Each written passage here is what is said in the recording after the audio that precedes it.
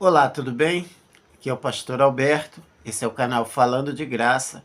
Seja muito bem-vindo, que Deus abençoe grandemente sua vida. É um prazer ter você aqui, poder compartilhar da palavra de Deus. O tema de hoje, eu vou falar sobre preocupação. Você é uma pessoa preocupada? Você é uma pessoa preocupada em excesso? Vive com a mente ocupada com as coisas que vão acontecer no futuro, com as contas para pagar, com as coisas que precisam ser feitas. Tem muitas pessoas que são assim, vivem preocupadas com tantas coisas. E tem um exemplo bíblico, né, sobre isso, quando Jesus vai visitar a família de Lázaro. Marta e Maria estão ali e enquanto Jesus conversa com uma, a outra fica ali preocupada com os afazeres da casa, ao ponto de chegar até Jesus e pedir que liberasse a irmã para ajudá-la nos afazeres. Quando Jesus ele diz que a outra, né, tinha escolhido a melhor parte, que isso não seria tirado dela, tá? Então, às vezes a preocupação, ela nos tira de coisas importantes. Para Maria, ali, era importante ela estar com o seu mestre, sentada, ouvindo, aprendendo, e as outras coisas, apesar de serem importantes, né, os afazeres, não era a coisa principal para aquele momento. Então, esse discernimento também de saber o que é prioritário, ele precisa vir de uma mente equilibrada, que não está, nesse momento, ocupada demasiadamente com a preocupação. Então, a preocupação é algo natural de todo ser humano. Todos nós, em algum momento, vamos ter preocupações e talvez alguém que esteja me ouvindo, me vendo agora, esteja também preocupado. Mas o que eu quero compartilhar é a palavra de Deus. E o que a palavra de Deus diz, aqui eu escolhi o texto bíblico de Filipenses, capítulo 4, versículo 6. Eu vou fazer a leitura na versão NVT, que diz assim: não vivam preocupados com coisa alguma. É a primeira recomendação da palavra. Em vez disso, orem a Deus pedindo aquilo de que precisam e agradecendo-lhe por tudo que ele já fez. Então nós temos uma recomendação. Qual é essa recomendação? Não vivam preocupados. É diferente de não ter preocupação. É viver, é estar excessivamente preocupado. A recomendação é para isso, para não viver excessivamente preocupado, com a mente ocupada por isso. Por que não devemos ficar excessivamente preocupados? Porque isso vai causar em nós improdutividade. Nós nos tornamos improdutivos quando a nossa mente está ocupada com as preocupações. Você já viu que o rendimento de trabalho, de produção, de estudo de alguém que está preocupado, ele é altamente prejudicado? Então, nós vamos ser improdutivos, nós vamos adiar coisas, nós vamos deixar de fazer o que é importante por conta de preocupações. Outra coisa é, vamos ter dificuldade de concentração, porque a nossa mente precisa estar livre para se concentrar em alguma coisa. E tem coisas que são essenciais para nós, que por estarmos demasiadamente preocupados, nós não temos a capacidade de nos concentrar e absorver talvez o melhor, né, daquilo ali por conta disso. Outra coisa que pode acontecer são lapsos de memória. Você já reparou que pessoas extremamente preocupadas, elas são pessoas que às vezes têm lapsos de memória, esquecem? Isso é químico, porque a sua mente começa a liberar, né, a sua memória, o seu cérebro começa a liberar substâncias químicas, entre elas o cortisol, que vão, em excesso, causar esses esquecimentos, esses lapsos de memória. Não, você não está ficando louco, você geralmente é algo que se pensa, né? Não, eu acho que eu estou ficando maluco porque eu estou esquecendo tudo. Ou alguém pode dizer assim, você está com problema. Está com problema sim, mas o problema não é um problema totalmente, né, de saúde, é um problema ocasional por conta dessas preocupações. Então, lapsos de memória são coisas que acontecem com quem tem uma mente excessivamente preocupada. Afeta, a preocupação em excesso afeta a saúde mental, né? Pode ser causa e consequência, tá? Alguém extremamente preocupado pode ser uma consequência de ansiedade, de depressão, ou também pode ser uma consequência. Por você estar excessivamente preocupado, você pode passar a manifestar ansiedade. Ansiedade é uma emoção. A preocupação são pensamentos. Então, a mente, né, o pensamento pode gerar emoções. Então, temos que ter cuidado com isso, porque alguém excessivamente preocupado também vai manifestar sinais de ansiedade e de diversos transtornos, né? Irritabilidade e outras coisas. Alguém excessivamente preocupado também vai ter dificuldade de dormir, porque a mente não descansa. A mente, apesar de você dormir, a tua mente fica ruminando aquela preocupação, tá? E uma outra coisa aqui, existem outras, mas vamos ficar nessa última aqui, que é a falta de foco. Alguém que é excessivamente preocupado, ele tem essa incapacidade de focar em uma coisa. Ele dificilmente, porque o foco dele vai estar concentrado naquela preocupação, naquela questão ali. E o que podemos fazer, pastor, para não viver preocupado? Que é a recomendação bíblica e que foi falado no início. Não viver preocupado. O que eu posso fazer? Porque tem coisas que você pode fazer e tem coisas que não pode. Primeira coisa que você pode fazer é analisar aquilo que está te preocupando.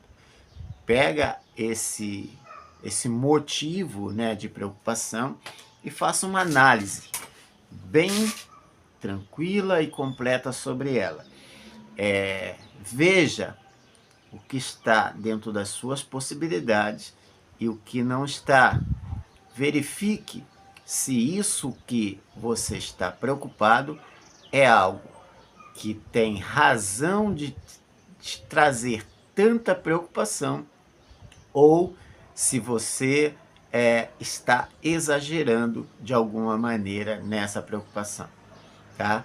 E você precisa ser bem sincero nisso, tá? Porque talvez para você seja o fim do mundo, mas que na verdade não seja o fim do mundo, tá? Então analise corretamente a situação. Foque no presente. Às vezes você está se preocupando por uma questão que pode nem vir a acontecer, porque geralmente a preocupação está se relacionando com o futuro. Então o futuro não pertence a nós. Devemos fazer planos, né? O homem faz planos, mas a resposta certa vem do Senhor. Então, devemos fazer o nosso planejamento, principalmente buscando direção de Deus, mas não devemos viver no futuro, porque o futuro não aconteceu. Então, viva hoje. Uma pergunta que você pode se fazer é: o que eu posso fazer hoje em relação a essa situação? Tá? Então, você escala, né? Aquilo que você pode fazer hoje sobre essa questão. Talvez você possa fazer muita coisa ou talvez você não possa fazer nada, tá? Veja exatamente o que pode ser feito e faça. Pense positivamente, tá? seja racional com relação às possibilidades, porque normalmente alguém preocupado, ele já fica apontando negativamente sobre o futuro, achando que não vai poder fazer, que não vai ter condições, que não vai ter recursos. Então, é aquela ideia, né? Se um pão pode cair virado para baixo, certamente ele vai cair, né? É um pensamento negativo de que vai dar errado. Mas a possibilidade de se resolver, de se fazer, ela também existe. Você deve olhar para ela. Você deve olhar também para si e lembrar do que você já fez, das suas conquistas, de vitórias que você teve, para que agora você seja fortalecido, para que você ganhe força ao invés de perder força, tá? Então, tem coisas naturais que podemos fazer, eu citei algumas aqui, né? E tem as coisas sobrenaturais que você pode fazer, tá? E vamos a elas, né? Porque o texto bíblico diz para, em vez disso, né, de viver preocupado, levar a Deus em oração aquilo que é o motivo da sua preocupação. Ou seja, entregar ao Senhor, falar com Ele, conversar com Ele. A fé, a fé é poderosíssima para realizações naturais e sobrenaturais. Se você não tem fé, a Bíblia diz, é impossível agradar a Deus. E se você crê que Deus existe, tá? Cabe até a pergunta, você crê que Deus existe? Em Hebreus está escrito que importa que aqueles que o buscam, ou seja, que falam com Ele, que creem nele, que pensam nele, entendam que Ele existe, é uma certeza, e que abençoa aqueles que o buscam, crendo que Ele existe. Tá? Então, a fé, o desenvolvimento, né, dessa fé deve ser algo primordial nas nossas vidas. Nós devemos entender que a fé é um fundamento muito poderoso que nós precisamos utilizar, ou seja, é uma das armas, né, que Paulo fala lá em 2 Coríntios, as armas da nossa milícia são poderosas em Deus para destruir fortaleza. Então a fé é uma dessas armas poderosíssimas para superarmos as nossas preocupações.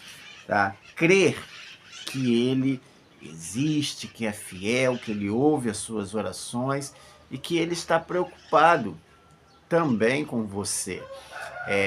Vou citar aqui alguns textos bíblicos, né? Porque a fé, segundo Hebreus 11:1, é firme fundamento das coisas que se esperam e a certeza de coisas que não se veem.